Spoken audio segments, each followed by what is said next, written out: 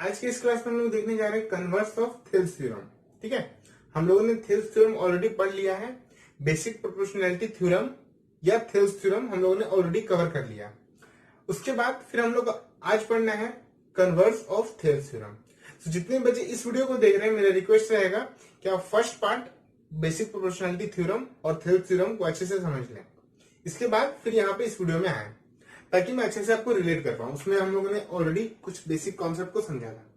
देखिए, इस थ्योरम में क्या बोला गया है कि if A line divides any two sides of A triangle in the same ratio, इसमें ऑलरेडी ये मेंशन किया गया है कि यहाँ पे अगर एक लाइन है, ठीक है, उस ट्राइंगल के दो साइड्स को आपस में इक्वली रेशियो में डिवाइड कर रहा है, तो बोला जा रहा है कि then the line must be parallel to the third side. इसका मतलब क्या है अब हम लोग समझते हैं। देखिए, अगर हम लोग डायग्राम से समझें तो ये हमारा एक ट्राइंगल है।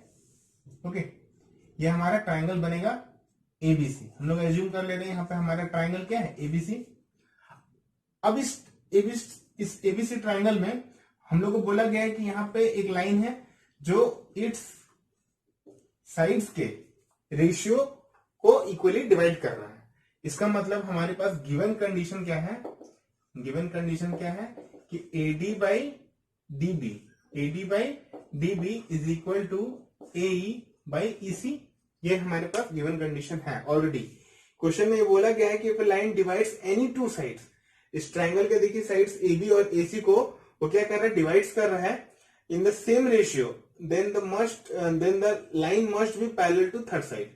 तो ये हमारे पास गिवन कंडीशन है ऑलरेडी कि AD by DB is equal to AE by EC, जो हम लोगों ने फर्स्ट पार्ट में प्रूव किया। यहाँ पे ये क्वेश्चन में बोल रहा है ऑलरेडी कि यहाँ पे ये जो लाइन है D, इस साइड्स के दो साइड्स मतलब दो साइड्स AB और AC को इक्वली रेशियो में डिवाइड कर रहा है। ये हम लोग को समझ में आ रहा है, ये कंडीशन हमारे पास गिवन है। तो क्वेश्चन में बोला जा रहा है कि ये जो लाइन है DE, ये इसके पैरेलल होगा, ये हमें प्रूव करना है। ठीक है, क्या प्रूव करना है? To prove DE is parallel to BC। First theorem में हम लोगों ने क्या देखा कि वहां पे DE जो है पैरेलल दिया गया था BC का, और हमको प्रूव क्या करना था कि AD बाई DB का ratio is equal to AE by EC का रेशियो इक्वल होगा, है ना। इन दोनों का जो रेशियो है साइड्स का वो आपस में इक्वल होगा। बट यहाँ पे कंडीशन उल्टा है, ठीक है, इसलिए इस थ्योरम को बोलते हैं कन्वर्स ऑफ थेल्स थ्योरम, और इसके एप्लीकेशन बहुत सारे क्वेश्चन में हम लोग करेंगे।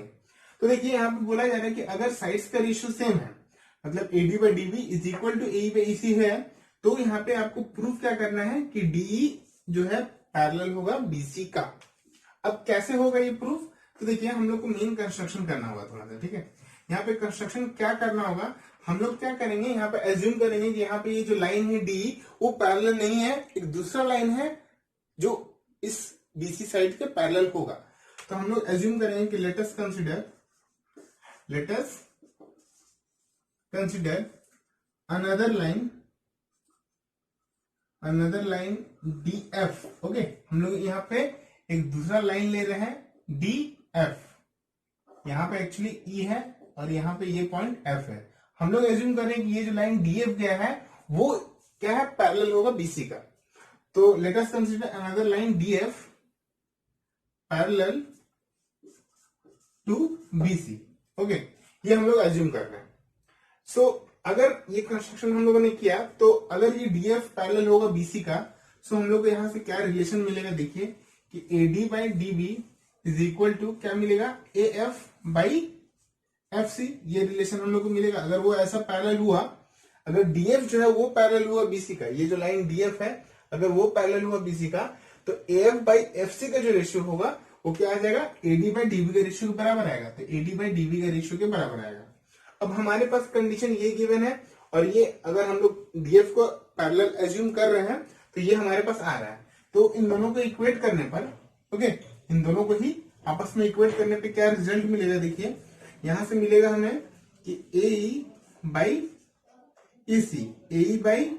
EC इज इक्वल टू यहां से क्या होगा, AF बाई FC। यहां तक समझ में आया सबको?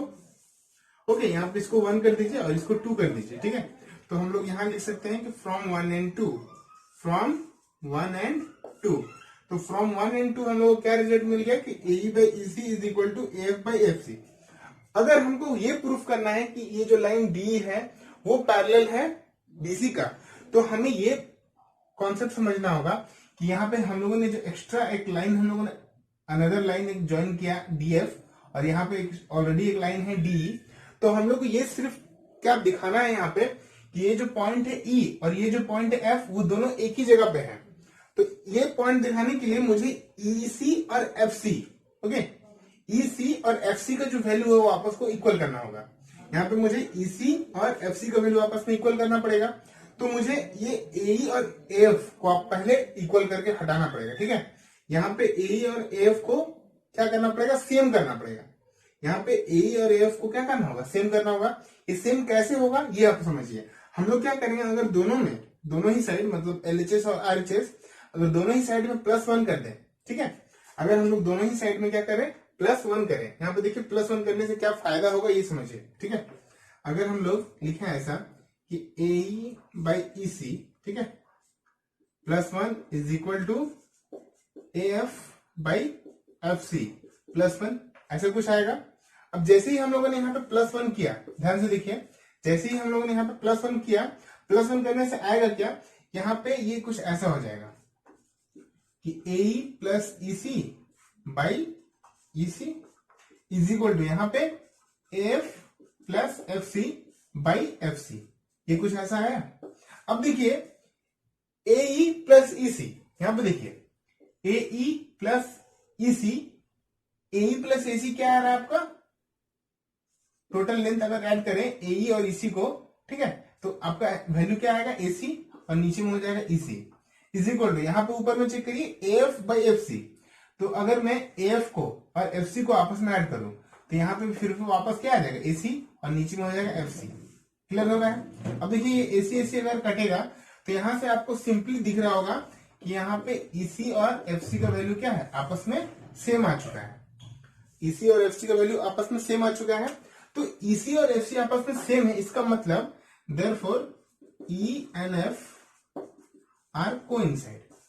इससे क्या पता चल रहा है कि EF एंड R कोइंसाइड, ठीक है, समझ में आ रहा है। तो यहां से E और F क्या पता चला कि दोनों ही पॉइंट्स एक ही जगह पे है।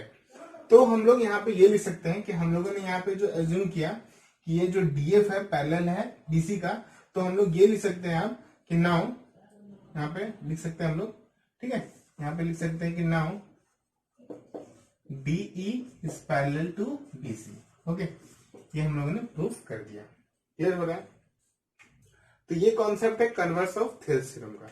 यहाँ पे सिंपली क्या करना था कि क्वेश्चन में ऑलरेडी मेंशन किया गया था कि साइड्स जो है वो इक्वली सेम रेशियो में डिवाइड हो रहे हैं, और मुझे प्रूफ करना था कि ये जो लाइन DE है वो पैरेलल होगा किसका, BC का। तो हम लोग क्या कर रहे हैं, DE को छोड़कर एक दूसरा लाइन एज्यूम कर रहे हैं DF, जो पैरेलल है ऑलरेडी BC का। तो अगर DF पैरेलल है तो ये कंडीशन है हमारे पास, और ऑलरेडी क्वेश्चन में ये कंडीशन दिया गया था। इन दोनों को इक्वेट करने पर ये कंडीशन आया। अब हमको एक्चुअली में करना क्या था कि पॉइंट E और पॉइंट F को कोइंसाइड करना था, मतलब दोनों ही पॉइंट एक ही जगह पे है, ये मुझे प्रूफ करना था। तो वो कैसे होगा, ये करने का तरीका क्या है वो समझिए। हम लोग क्या करेंगे, ऊपर वाले पार्ट AE और AF को सेम करेंगे। सेम करने से क्या होगा, ये दोनों ही पार्ट आपस में कैंसिल होगा और EC और FC आपस में इक्वल हो जाएगा। जैसे ही दोनों आपस में इक्वल आएंगे, इससे क्या पता चलेगा इससे कि पॉइंट E और पॉइंट F आपस में क्या है, कोइंसाइड कर रहे हैं। और कोइंसाइड कर रहे हैं इसका मतलब DE जो है वो लाइन पैरेलल है BC का, क्योंकि हम लोगों ने एज्यूम किया DF पैरेलल है BC का। तो F और E दोनों एक ही जगह पे है, तो F की जगह पे हम लोग E ले सकते हैं। तो यहाँ पे हम लोग ये लिख सकते हैं कि DE is parallel to BC। तो ये कॉन्सेप्ट था कन्वर्स ऑफ थेल्स थ्योरम का। कॉन्सेप्ट क्लियर हो रहा है। सो अगर ये कॉन्सेप्ट आपको क्लियर हो रहा है, इस कॉन्सेप्ट को आपने समझा, इससे क्या रिजल्ट मिला या क्या इंफॉर्मेशन है कि अगर सेम रेशियो में अगर डिवाइड्स हो रहा है, अगर एक ट्राइंगल के एक लाइन जो है वो पैरेलल क्या कर रहा है, दो साइड्स को आपस में सेम रेशियो में डिवाइड कर रहा है, इसका मतलब है कि वो लाइन जो है थर्ड साइड का पैरेलल होगा। ये है थेल्स थ्योरम में हम लोगों ने देखा कि अगर एक लाइन के थर्ड लाइन के मान के चलिए एक लाइन पैरेलल है तो वो साइड्स को इक्वल रेशियो में डिवाइड करेगा। ये हम लोगों ने देखा। तो ये था थेल्स थ्योरम का कन्वर्स थ्योरम। ओके, तो कन्वर्स ऑफ थेल्स थ्योरम को अच्छे से समझिएगा, इस पे बहुत सारे क्वेश्चन हम लोग को बनाना है। सो हम लोग मिलते हैं अब इसके क्वेश्चंस के साथ, और अगर कुछ थ्योरम्स और होंगे तो हम लोग वहां पे डिस्कस करेंगे। सो मेनली अगर इस वीडियो को आपने अच्छे से समझ लिया तो प्रैक्टिस करिए इस थ्योरम को। हम लोग मिलते हैं नेक्स्ट क्लास में। और अगर ये वीडियो आपको पसंद आया तो प्लीज इस वीडियो को लाइक करें, शेयर करें एंड सब्सक्राइब करना ना भूलें ताकि ऐसी इंटरेस्टिंग वीडियो आप तक पहुंचती रहे। So thank you for watching.